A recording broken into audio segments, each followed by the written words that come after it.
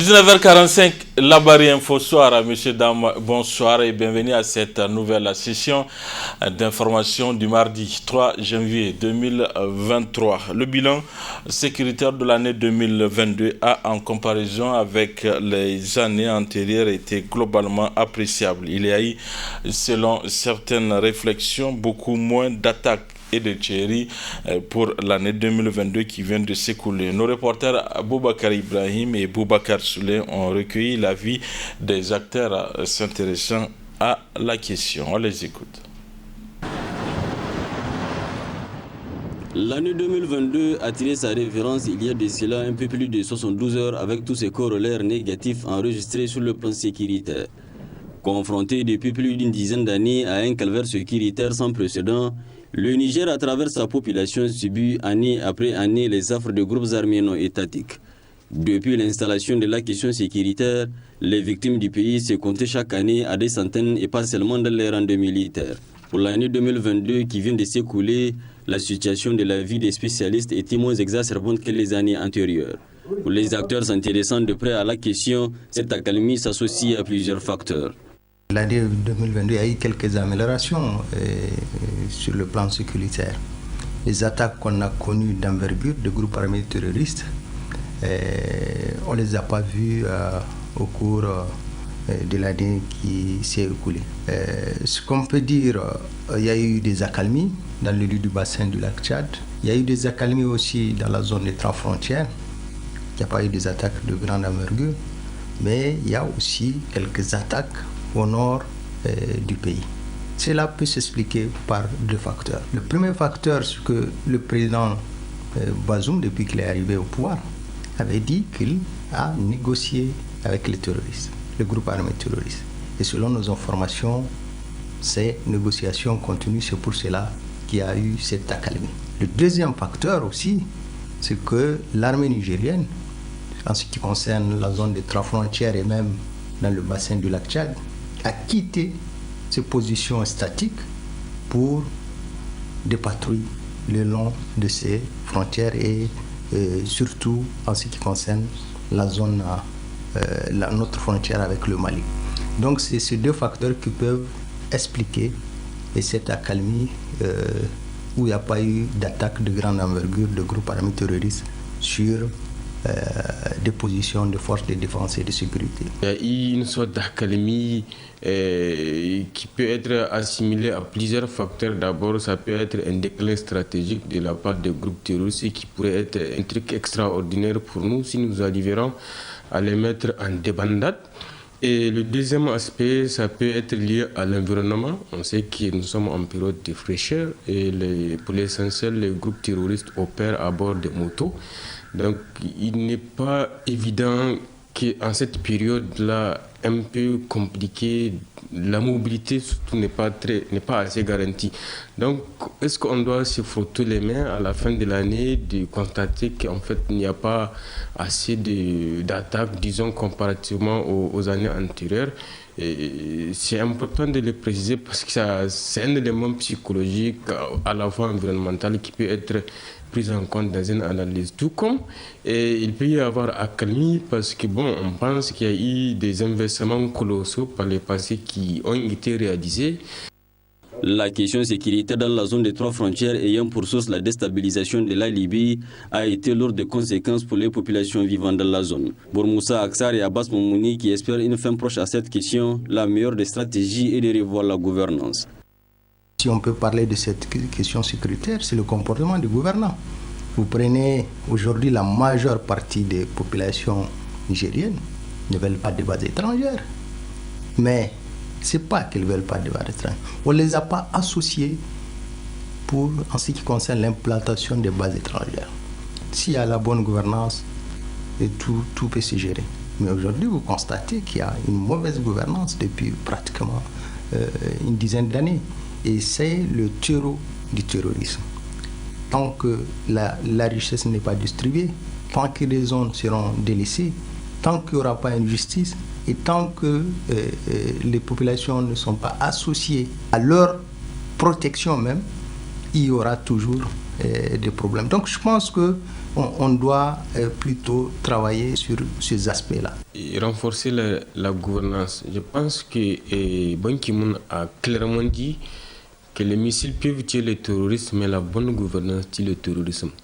Donc on peut tuer tous les terroristes qu'on voit, ce sont des individus, ce sont des personnes, mais le terrorisme c'est une idéologie, c'est une culture, c'est quelque chose, c'est idéologique, il faut l'attaquer par la gouvernance. Et la gouvernance, ça doit s'entendre sur tous ces aspects. La transparence, l'efficacité, le contrôle, la gestion, la redevabilité de l'information. Il faut faire avec les gens, l'inclusion. A rappelé qu'au-delà de la carte de l'apaisement jouée par le président de la République, des investissements colossaux sont en train d'être opérés selon des sources pour tourner définitivement la page de ces défis sécuritaires. Un mot de santé dans ce journal et c'est pour parler du bilan sur la santé de l'année 2022 écoulée. Une année marquée au CISAS sur le plan syndical par des rencontres avec les partenaires et le plan de santé. Et sur le plan de santé, on note une amélioration dans les soins des patients. Ariata Salah. L'année 2022 qui s'est écoulée est marquée sur le plan syndical au syndicat unique de la santé et de l'action sociale, la SUSAS, par des rencontres avec les partenaires qui ont permis de décanter plusieurs situations permettant l'amélioration des conditions de vie et de travail de ces militants.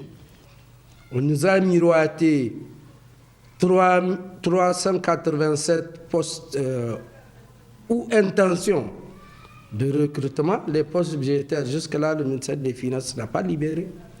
Ce qui fait en sorte que nous sommes sur notre soif de recrutement, parce que c'est un recrutement de 2022. Et même si vous faites en sorte qu'on recrute, ça ne peut être, le recrutement ne peut être fait qu'en 2023. Puisqu'à l'heure où je vous parle, il n'y a pas de postes budgétaires qu'on nous a montré qui sont disponibles, bien que l'effectif à recruter est connu. L'autre aspect que nous avions demandé, c'est le paiement des bourses et appuis pour les camarades dont le décret leur donne droit à ces bourses et appuis, qui n'avaient pas été d'ailleurs programmés en 2022, et qu'avec le mouvement que nous avions entamé, nous sommes convenus au protocole du 19 septembre 2022 à faire en sorte qu'un collectif budgétaire de 651 millions leur soit accordé. Dieu merci, nous sommes maintenant dans la phase de paiement de ces bourses et appuis. Et d'ailleurs, je viens de vous le dire, nous venons d'une école où vraiment, par faute de paiement, on n'a pas pu avoir ces diplômes-là. Et Dieu merci, nous remercions ces responsables des écoles qui comprennent et donnent quand même les diplômes à nos camarades, malgré que l'État n'a pas honoré ses engagements. Selon le syndicat unique de la santé et de l'action sociale, la SUSAS, sur le plan de la santé, beaucoup d'améliorations ont eu lieu visant l'amélioration de la qualité de soins dans les centres de santé. J'avoue, nous avons eu la chance d'être avec le ministère pour beaucoup de dispositifs qu'ils ont mis en place. Nous sommes membres des conseils d'administration dans les EHPAD. Nous avons vu les programmes pour la qualité des soins. Vous savez, il faut faire la différence entre ces EHPAD-là et les non-EHPAD. Les EHPAD, ils les recrutent. Et le budget, quoique souvent la consommation n'y est pas, leur budget leur a permis d'avoir des prouesses dans le cadre de la qualité des soins. Nous avons vu, c'est vrai, c'est un jonglage, plus on ne recrute pas, plus jongle, parce que on fait des affectations là où ça peut un peu équilibré. Mais toujours est-il dit que du point de vue qualité des soins dans les EHPAD que nous avons parcouru, c'est reluisant. Et comme nous avons des comptes rendus de nos camarades aussi, quand vous prenez aussi certaines maternités, nous avions vu que le paiement de la gratuité est aussi acceptable parce que ça a permis d'avoir un certain nombre de prouesses. Le syndicat unique de la santé et de l'action sociale, la SUSAS, envisage au cours de cette année 2023 de former ses militants afin de mener une lutte efficace pour améliorer les conditions de vie des agents de santé. Allons à la découverte de Kouré, cette localité située à 60 km de la capitale Niamey et dans laquelle se trouvent les dernières girafes de l'Afrique de l'Ouest. C'est dans un élément de Web TV Labari. Située à 60 km à l'est de Niamey, la capitale du Niger, Kouré, cette localité qui regorge de potentialités, tire son nom à partir de marigot, comme en relate le chef du canton. Nous avons, je dirais, deux définitions qui nous sont parvenues à ce jour concernant l'origine du mot Kouré. Il est vrai qu'à l'origine, nous sommes des populations installées au bord du fleuve, donc du côté de Kolo, précisément à Sébéri, pour ce qui concerne la famille royale. Et il y a eu un des grands-parents qui a migré vers là, vers Kouré. Alors, il est constant que c'est une vache qui était dans cette prairie-là, qui a pu donc rôder autour d'un puits que nous avons à côté. Et c'est ce marigot qui est à côté du puits, d'aucuns l'appellent Kourewa. Donc, d'aucuns pensent, une première version pense que c'est ce nom Kourewa qui a donné le nom Kouré avec le temps. Et comme je parlais de la vache qui faisait donc qui venait par là, qui quittait le sud pour venir par là. Et d'aucuns disent que c'est cette vache qui s'appelait Kouré. Et que c'est ce nom-là qui a été donné. Donc l'un dans l'autre, le plus vraisemblable aujourd'hui que nous avons retenu, c'est vraiment cette origine de Kourewa qui a fini par donner Kouré. Kouré est une localité fondée au XVe siècle par un homme répondant au nom de Kada. Il faut compter 1475. Le fondateur, c'est Kada, donc dont nous sommes descendants. Et vous allez remarquer que notre entité est organisée de telle façon que nous avons donc les patriarches qui sont restés au sud, au bord du fleuve, parce que le canton s'étend de Kolo là-bas, ici au milieu, donc un des enfants, donc Kada, qui a fondé donc Kouré ici. Vous avez les gens au niveau de Sinakwara et au niveau de Birni, donc notre frontière, et l'autre famille qui s'est installée carrément à la frontière nord, à Gassangourni, donc où nous faisons frontière avec Hamdallah. Donc c'est aussi une migration stratégique qui a été effectuée par les grands-parents. Zone agro-silvopastorale, Kouré a connu 14 chefs traditionnels de sa création à aujourd'hui, avec une population de plus de 200 000 habitants regroupant plusieurs ethnies. Nous sommes à l'origine des agriculteurs. Nous sommes des agriculteurs et nous faisons aujourd'hui beaucoup d'élevage. C'est vrai que c'est une zone agro-silvopastorale. Notre canton s'étend aussi bien sur le fleuve, dans le Fakara pour l'activité d'élevage, de pastoralisme et d'agriculture, et aussi dans le Boboï où nous faisons beaucoup d'agriculture aussi. Nous sommes à peu près dans le canton un peu moins de 300, on parle de 220 000 au dernier recensement. Nous avons 62 villages et 8 hameaux. Donc vous avez les Peuls, vous avez les Jarma, vous avez les Hausa, vous avez les Gourmandiers et les Courtés. Donc nous sommes tous rassemblés ici. Kouré souffre d'un certain nombre de problèmes, comme en atteste le chef. Nous avons des problèmes récurrents. Aujourd'hui, si nous prenons le secteur de l'éducation, nous avons besoin aujourd'hui de créer vraiment des élites. C'est l'objectif principal. Malheureusement, les infrastructures ne sont pas là. Si je prends le côté de la santé, c'est vrai que dans le canton, nous avons un certain nombre de CSI, mais nous en avons besoin toujours. Quand je prends le problème de la route, donc nous avons aujourd'hui une route qui fait 30 km, Kouré-Kolo, qui est pratiquement impraticable. Et si nous savons que le grand marché de la zone, c'est Kolo, aujourd'hui, les gens ont des difficultés à se rendre au sud pour le marché. Donc, vivement que cette route-là, mais ça a été déjà pris en compte par le président Mohamed Bazoum, qui a pris l'engagement donc de faire cette route-là, et nous estimons que ça va se faire. À l'instar de l'électricité, il y a eu la promesse et aujourd'hui nous avons l'électricité à Kouré. C'est l'occasion pour moi de remercier vraiment les autorités de ce pays-là au plus haut niveau. À l'endroit de nos populations, c'est beaucoup plus d'engagement. Il est vrai que nos populations sont déjà assez engagées. Tant qu'il y a au fait des activités à faire, les gens sont prompts. Et on arrive à aller de l'avant ensemble. Donc c'est vraiment de maintenir, c'est juste d'être constant. Sinon vraiment la population est déterminée et je pense que ça peut continuer comme ça, Inch'Allah. Kouré regorge de potentialités touristiques, notamment les dernières girafes de l'Afrique de l'Ouest. Voilà pourquoi Amirou Sidikou dresse ce message. Notre économie reposait beaucoup plus sur le tourisme. Aujourd'hui, les girafes, les gens n'arrivent pas, parce qu'il y a trop de règles, les gens n'arrivent pas à venir visiter les girafes. Mais vous avez dû faire le tour. La zone, pour le moment, est sécurisée. Mais malheureusement, les gens ont passé tellement d'informations concernant cette insécurité que tout naturellement, ça crée la terreur. Les gens ils ne veulent pas venir. Mais c'est l'occasion pour moi d'appeler les uns et les autres, de profiter de ce tourisme de proximité-là. C'est une chance aujourd'hui pour le Nigérien d'avoir des girafes à 60 km de vos maisons. C'est une chance inouïe. En Afrique de l'Ouest, ça n'existe nulle part qu'à Kouré.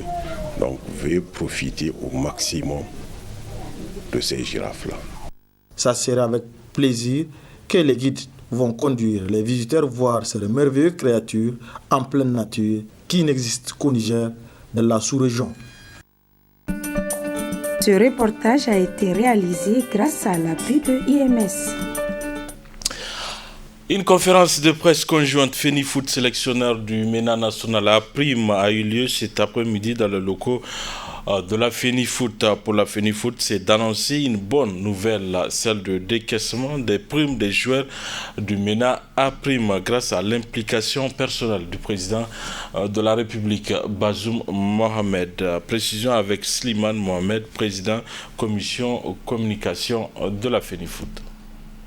Le temps passe inexorablement et Inch'Allah, dans une dizaine de jours, la compétition réservée aux locaux, le CHAN, le championnat d'Afrique des Nations, va donc s'ouvrir en Algérie. Une compétition qui, comme vous le savez, aura parmi les pays participants le Niger.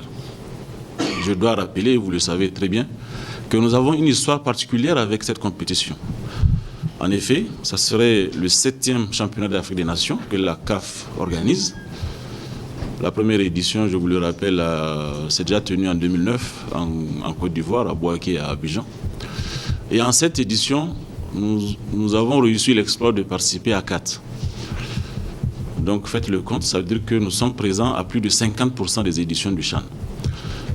Je pense que c'est le premier fait à souligner. Et c'est une fierté. Et cela constitue quand même un certain baromètre du niveau de notre football au niveau africain. Et ce championnat, quoi qu'on dise, quoi qu'on souligne, est quand même de plus en plus de très bonne qualité. Et évidemment qu'il y a encore des lacunes que nous évertuons à corriger avec l'aide de tous, la contribution de toute la famille du football, avec des critiques constructives. Nous essayons toujours de parfaire ce championnat, mais vous conviendrez avec moi qu'organiser la Super League du Niger, la Ligue nationale, dans un pays si vaste, c'est si grand comme le nôtre, c'est vraiment pas une sinécure. Quand vous avez des distances qui font plus de 900 km, plus de 1300 km, ce n'est pas évident. Et je peux vous dire que peut-être au Niger, on ne se rend pas compte de l'immensité de la tâche et des efforts fournis par la Fédération nigérienne de football. Encore une fois, ce championnat est loin d'être parfait, mais avec l'aide de tous, nous sommes sûrs que nous allons le parfaire davantage. Et je le rappelle encore, c'est un championnat qui se joue sans aucun sponsor.